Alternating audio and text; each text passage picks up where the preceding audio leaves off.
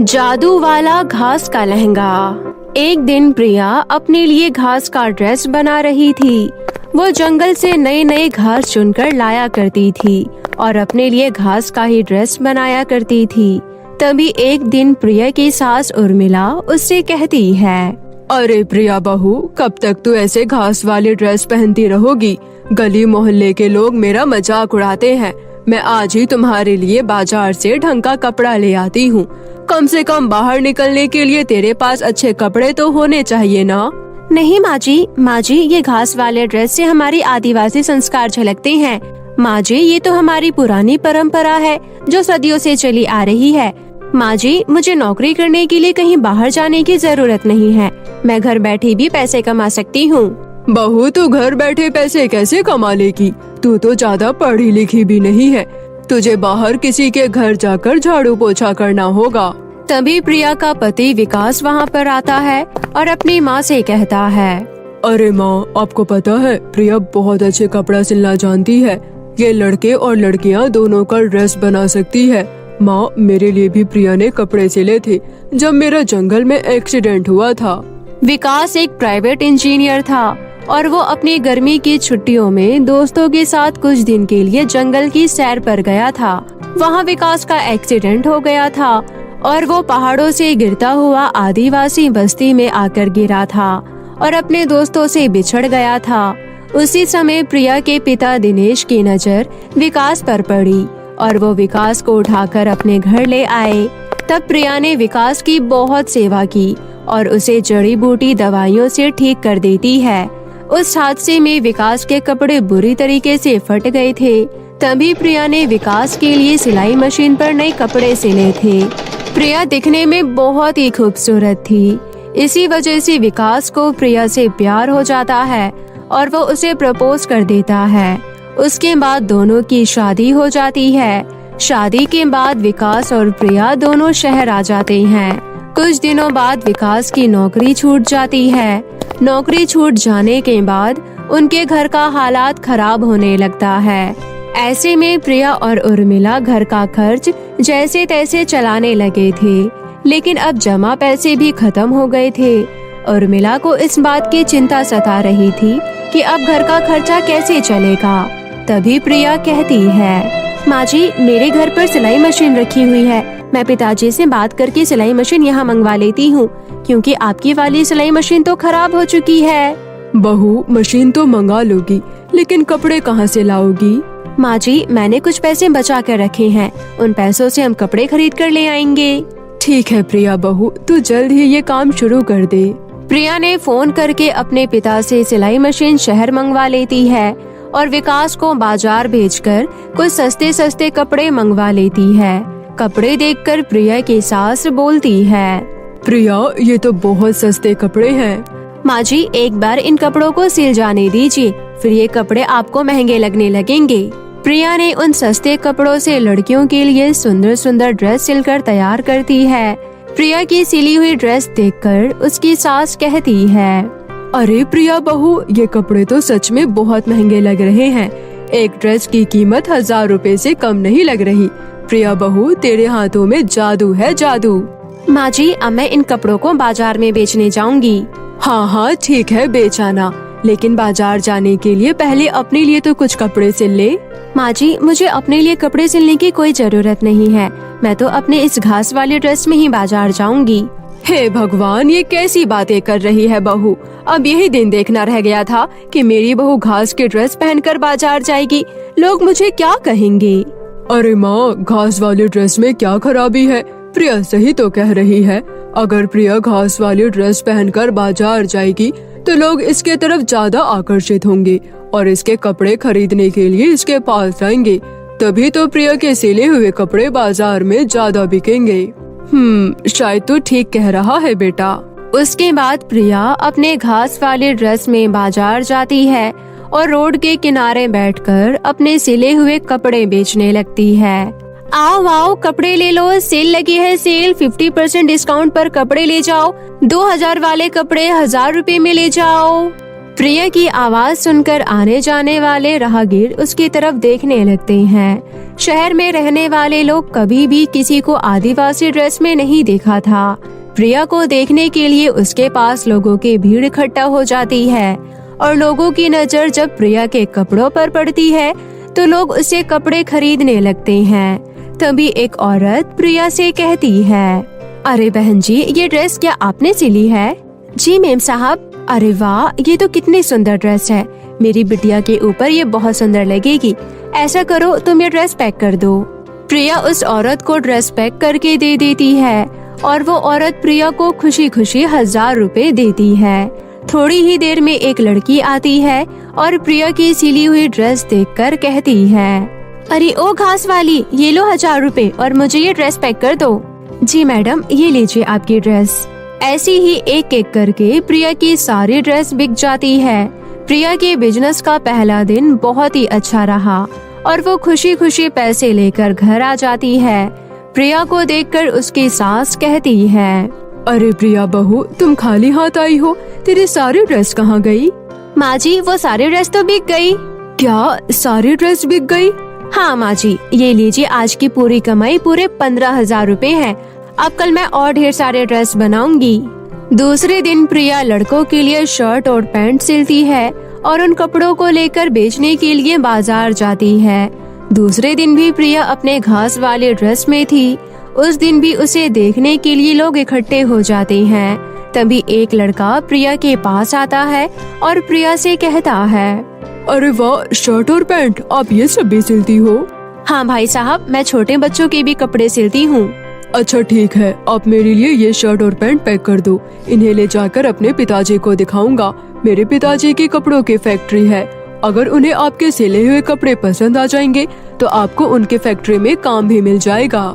ठीक है, ये लीजिए आपके कपड़े। ये लीजिए आपके पूरे 1000 रुपए और आप मेरा कार्ड भी ले लीजिए। कल सुबह आप मेरे नंबर पर कॉल कर लेना। उस दिन भी प्रिया के सारे कपड़े फटाफट बिक जाते हैं। प्रिया पैसे लेकर घर आ जाती है। घर आकर प्रिया विकास और अपनी सास को सारी बात बताती है। प्रिया की बातें सुनकर उसकी सास कहती है, अरे वाह प्रिया बहू, तुझे तो अब शहर के लोग पहचानने लगे हैं और अब तुझे फैक्ट्री में काम भी मिल जाएगा। हाँ माँ जी, ये सब आपकी आशीर्वाद से हुआ है। प्रिया बहू, अब तो तुम अपने लिए कुछ कपड़े सिल लो। माँ जी, लोग मुझे घास वाले कपड़ों से ही पहचानने लगे हैं और मेरी इसी ड्रेस की वजह से लोग मेरे पास आते हैं और मेरे सिले हुए कपड़े खरीद कर ले जाते हैं। फिर इस घास वाले ड्रेस में क्या बुराई है? ठीक है प्रिया बहू, जैसा तुझे अच्छा लगे। दूसरे दिन प्रिया उस लड़के के दिए हुए नंबर पर फोन करती है और वो लड़का कहता है, हाँ बहन जी, मेरे पिताजी को आपकी सिली हुई ड्रेस बहुत पसंद आई है। आप मेरे पिताजी से मिलने उनके ऑफिस चली जाओ, मैं आपसे वहीं पर मिलूंगा। प्रिया उस लड़के के पिताजी से मिलने के लिए ऑफिस चली जाती है। प्रिया अपना घास वाली ड्रेस ही पहनी हुई थी। ऑफिस के सारे लोग बस प्रिया को ही देखे जा रहे थे। तभी वो लड़का प्रिया के पास आता है और प्रिया से कहता है, हाय, मेरा नाम रोहन है और ये मेरे पिताजी का ऑफिस है। चलो आपको मैं अपने पिताजी से मिलवाता हूँ। मोहन प्रिया को अपने पिताजी से मिलवाता है। मोहन के पिताजी प्रिया को अपने कंपनी में ड्रेस डिजाइनर का काम दे देते हैं। प्रिया एक ड्रेस डिजाइनर बन चुकी थी। अब हर रोज ऑफिस में आया करती और मन लगाकर काम किया करती थी। प्रिया अपने घास वाले ड्रेस में ही ऑफिस आती थी। एक दिन मोहन के पिता प्रिया से कहते हैं, प्रिया, ये तुम्हारे घास वाले ड्रेस हर किसी को तुम्हारी तरफ अट्रैक्ट करती है। तुम एक ऐसी ही घास वाले कपड़ों की ड्रेस बनाओ जिसमें आर्टिफिशियल घास लगे हो, शायद वो लोगों को पसंद आए। अरे, मैंने इस बारे में पहले क्यों नहीं सोचा? आपका आइडिया बहुत अच्छा है। मैं आज ही एक ऐसा ड्रेस बनाऊंगी। प्रिया उसी दिन कपड़े का एक लहंगा बनाती है जिसमें आर्टिफिशियल घास लगाती है। प्रिया का वो लहंगा जब बाजार में आता है तो लोग खरीदने के लिए टूट पड़ते हैं। मुझे ये लहंगा चाहिए। नहीं नहीं, ये लहंगा मुझे चाहिए। अरे नहीं नहीं, मुझे अपनी बेटी के लिए ये वाला लहंगा चाहिए। तभी दुकानदार कहता है, अरे लेकिन ये लहंगा तो एक ही पीस है, इसलिए किसी एक को ही मिलेगा। हर कोई प्रिया का बनाया हुआ घास वाला लहंगा खरीदने के लिए उत्सुक था, लेकिन वो लहंगा किसी एक को ही मिल सकता था। लोगों ने वैसा लहंगा लाने के लिए डिमांड करने लगे। अब बाजार में प्रिया के बनाए हुए घास वाले लहंगे की खूब मांग बढ़ गई। प्रिया के पास अब हजारों लहंगे बनाने का ऑर्डर आ गया था। प्रिया दिन रात मेहनत करके लहंगा सिलने लगी। तभी मोहन के पिता प्रिया से कहते हैं, प्रिया, तुम्हारी वजह से कंपनी का लाखों का प्रॉफिट हुआ है। इस वजह से कंपनी ने तुम्हारी सैलरी बढ़ाकर पूरे 90,000 रुपए कर दिए हैं। प्रिया घर आकर ये खुशखबरी अपनी सास उर्मिला और विकास को बताती है। तभी विकास प्रिया से कहता है, प्रिया, शहर में जिसे देखो तुम्हारे सिले हुए घास वाले ड्रेस पहनकर घूम रहे हैं। मैंने तो ये कभी सोचा भी नहीं था कि तुम्हारी ये ड्रेस इतनी स्टाइलिश बन जाएगी। हाँ प्रिया बहू, अब तो मुझे भी तुम्हारी ये घास वाली ड्रेस अच्छी लगने लगी है। विकास, अब तुम्हें भी मेरे कामों में मदद करनी होगी। प्रिया, लेकिन मैं तुम्हारी कैसी मदद कर सकता हूँ? मुझे तो सिलाई आती ही नहीं है। तुम्हें सिलाई करने की कोई जरूरत नहीं है। मैं सोच रही हूँ कि क्यों ना अपनी खुद की कपड़ों की फैक्ट्री खोल ले। हाँ, ये तो तुमने अच्छा सोचा है प्रिया, लेकिन इसके लिए हमें बहुत पैसों की जरूरत पड़ेगी। विकास, वो सब तो हो जाएगा। हम कंपनी के नाम पर लोन ले लेंगे और धीरे धीरे करके लोन चुका देंगे, लेकिन तुम्हें हमारी कंपनी संभालनी होगी। ठीक है प्रिया, मैं इसके लिए तैयार हूँ। दूसरे दिन प्रिया बैंक से लोन लेकर अपने काम की शुरुआत करती है और कुछ दिनों की मेहनत के बाद वो खुद का कपड़ों की फैक्ट्री खोल लेती है। अब प्रिया अपने फैक्ट्री में खुद कपड़े सिलने लगी थी। प्रिया और विकास ने खूब कड़ी मेहनत करके शहर में अपना फैक्ट्री का नाम रोशन करते हैं। प्रिया के कपड़ों का मांग अब दूसरे शहर में भी आना शुरू हो गया था।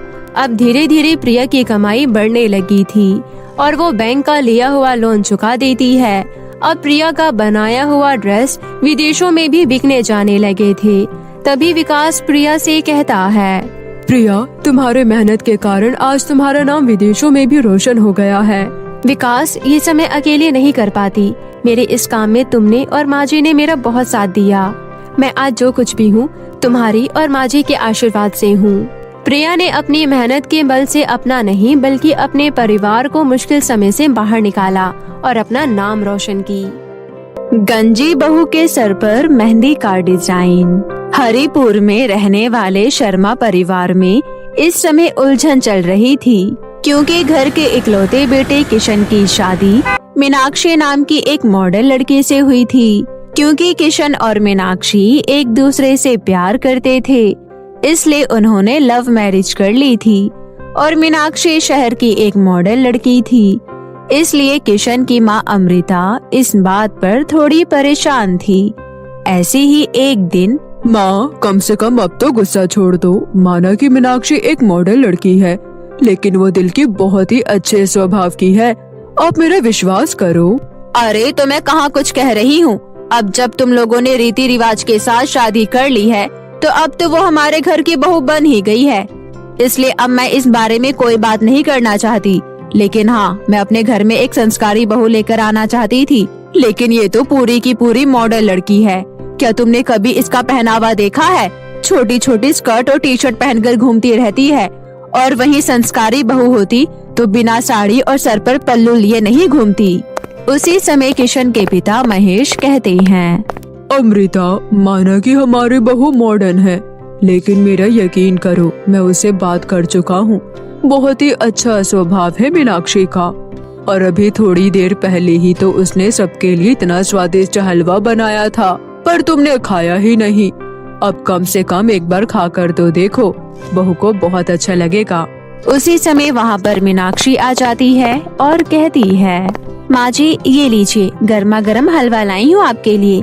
और पूजा दीदी कहाँ है? कहीं दिखाई नहीं दे रही। किशन बता रहे थे कि उनकी तबीयत ठीक नहीं है, इसलिए वो हमारी शादी में भी नहीं आई थी।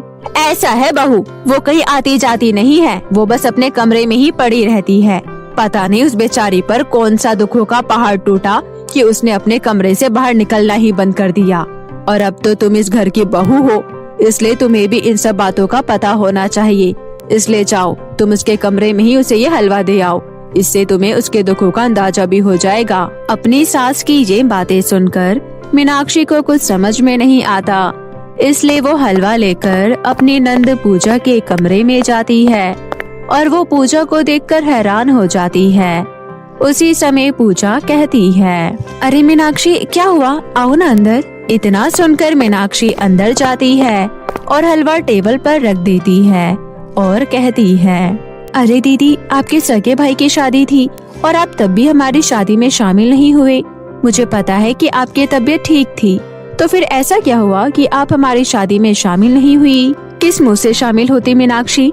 तुम्हें पता है मैं आज तक किसी के शादी पार्टी में नहीं गई और इन सब का असली कारण है मेरा ये गंजापन। और तुम्हें पता है कि मैं एक ऐसी बीमारी से संक्रमित हुई थी जिसकी वजह से मेरे सर के सारे बाल झड़ गए और मैं गंजी हो गई। और उस दिन के बाद से मेरे सर पर कभी भी बाल नहीं आए और इसी वजह से आज तक मेरी शादी नहीं हुई, क्योंकि सब कहते हैं कि हमें गंजी बहू नहीं चाहिए।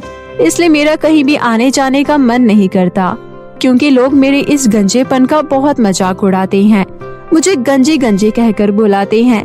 तो तुम ही बताओ मैं इन सब का सामना कैसे करती? दीदी, लोगों का तो काम ही है कहना, और अगर हम लोगों की बातों में आकर जीना छोड़ देंगे तो हमारी जिंदगी का कोई मकसद ही नहीं रहेगा। और किसने कहा कि आप सुंदर नहीं हो?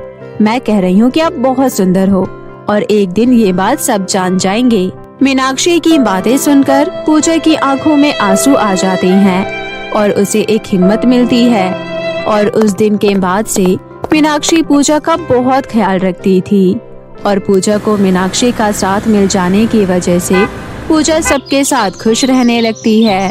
ऐसे ही एक दिन मीनाक्षी पूजा से कहती है, दीदी, हमारे यहाँ मेहंदी का एक बहुत ही बड़ा कंपटीशन होने वाला है, तो क्यों ना आप उस कंपटीशन में पार्टिसिपेट करो, इससे आपको एक हौसला मिलेगा। नहीं मीनाक्षी, मैं ये नहीं कर सकती। मैं एक गंजी हूँ और मैं सबके सामने इस कंपटीशन में पार्टिसिपेट नहीं कर सकती। लोग मेरा बहुत मजाक उड़ाएंगे। कोई आपका मजाक नहीं उड़ाएगा दीदी, क्योंकि आप मेहंदी का डिजाइन अपने हाथों पर नहीं बल्कि अपने गंजे सर पर लगाओगी और ये देखकर लोग आपका मजाक नहीं बल्कि हैरान हो जाएंगे। ये तुम क्या कह रही हो मीनाक्षी? मैं अपने गंजे सर पर मेहंदी का डिजाइन लगाऊं? अरे इससे तो लोग मेरा और भी मजाक उड़ाएंगे। अरे दीदी, आपका कोई मजाक नहीं उड़ाएगा, आप बस मुझ पर भरोसा रखिए। ऐसे ही मेहंदी कंपटीशन का दिन आ जाता है और मीनाक्षी ने पूजा का नाम मेहंदी कंपटीशन में पहले ही लिखवा दिया था। लेकिन मेहंदी कंपटीशन वाले दिन मीनाक्षी ने भी अपना लुक पूरी तरह से बदल लिया था और ये देखकर उसकी सास अमृता कहती है, अरे बहू, ये क्या, तुमने अपने बाल क्यों काट लिए? अब तुम भी पूजा की तरह गंजी हो गई। आपने बिल्कुल सही कहा माँ जी, ये सब मैंने सिर्फ पूजा दीदी के लिए किया है, क्योंकि मैं नहीं चाहती थी कि वो अपने आप को अकेला समझे। इसलिए उनका साथ देने के लिए मैं भी उनकी तरह गंजी हो गई और आज हम दोनों नंद भाभी मिलकर अपने गंजे सर पर मेहंदी का डिजाइन लगाएंगे। क्यों दीदी, मैंने सही कहा ना? मीनाक्षी, मेरी प्यारी भाभी, थैंक यू सो मच। सच में तुम्हारा दिल बहुत बड़ा है, तुम बहुत अच्छी हो। और इस तरह मीनाक्षी ने जो अपने नंद पूजा के लिए सम्मान भरा काम किया था, यह देख मेहंदी कंपटीशन में आए सभी लोग उनके इस हौसले को देखकर उनके लिए जोरदार तालियां बजाती हैं, क्योंकि दोनों नंद भाभी ने मिलकर अपने गंजे सर पर मेहंदी का बहुत ही सुंदर डिजाइन बनाया था, जिस वजह से वो लोग मेहंदी कंपटीशन जीत जाती है और उन्हें सम्मान के साथ पुरस्कार दिया जाता है। और उसी कंपटीशन में आए एक बहुत बड़े फैशन डिजाइनर पूजा और मीनाक्षी के पास जाते हैं और कहते हैं, सच में आज तुम लोगों ने मेहंदी से ये डिजाइन बनाकर फैशन का एक नया लुक सबके सामने लाए हो और इस डिजाइन को बनाकर तुम लोगों ने एक नया ट्रेंड शुरू किया है। इसलिए मैं आप दोनों नंद भाभी की पिक्चर अपने मैगजीन के फ्रंट पेज पर लगाना चाहता हूँ। तो क्या आप दोनों हमारे कंपनी की नई मॉडल बनने के लिए तैयार हैं? जी जरूर, हम दोनों इसके लिए बिल्कुल तैयार है। और दीदी, अब पंख लगाकर अपने सपनों को छूने का समय आ गया है, इसलिए अब आप तैयार हो जाइए आसमान की चोटी को छूने के लिए। और thank you so much sir, जो आपने हम लोगों को इस लायक समझा। और इस तरह अपने नंद पूजा के लिए मीनाक्षी ने अपने आप को गंजी बना लिया और ये हर किसी के बस की बात नहीं होती, क्योंकि अपने इस एक फैसले की वजह से उसने पूजा के मन में जो हौसले की किरण भरी थी वो काबिले तारीफ थी। और उस दिन के बाद से पूजा के लिए कई सारे अच्छे अच्छे रिश्ते आते हैं और कुछ ही दिनों में उसकी शादी हो जाती है। और शादी के बाद भी पूजा अपना काम करती रहती है और एक दिन वो एक बहुत बड़ी मॉडल बन जाती है। उसकी जिंदगी में खुशियों का बहार आ जाता है और इन सब का सारा श्रेय अमृता अपनी बहू मीनाक्षी को देती है, क्योंकि उसने शुरू में मीनाक्षी को उसके कपड़े और उसके मॉडर्नपन की वजह से जज किया था, जो कि सरासर गलत था, क्योंकि इंसान की पहचान उसके लुक या उसके कपड़ों की वजह से नहीं, बल्कि उसके आत्मसम्मान और उसके अच्छे व्यवहार की वजह से होता है। तो मेरे प्यारे दोस्तों, कैसी लगी आपको मेरी ये कहानी? मुझे कमेंट करके जरूर बताएं और इसे अपने दोस्तों के साथ भी शेयर करें। और हाँ दोस्तों, अगर आपने अब तक मेरे चैनल जादुई टीवी को सब्सक्राइब नहीं किया है तो जल्दी से नीचे लाल बटन दबाकर अभी सब्सक्राइब कर ले। तो मिलती हूँ ऐसे ही फिर किसी नई मजेदार जादुई कहानी के साथ। तब तक अपना ध्यान रखें। बाय बाय दोस्तों।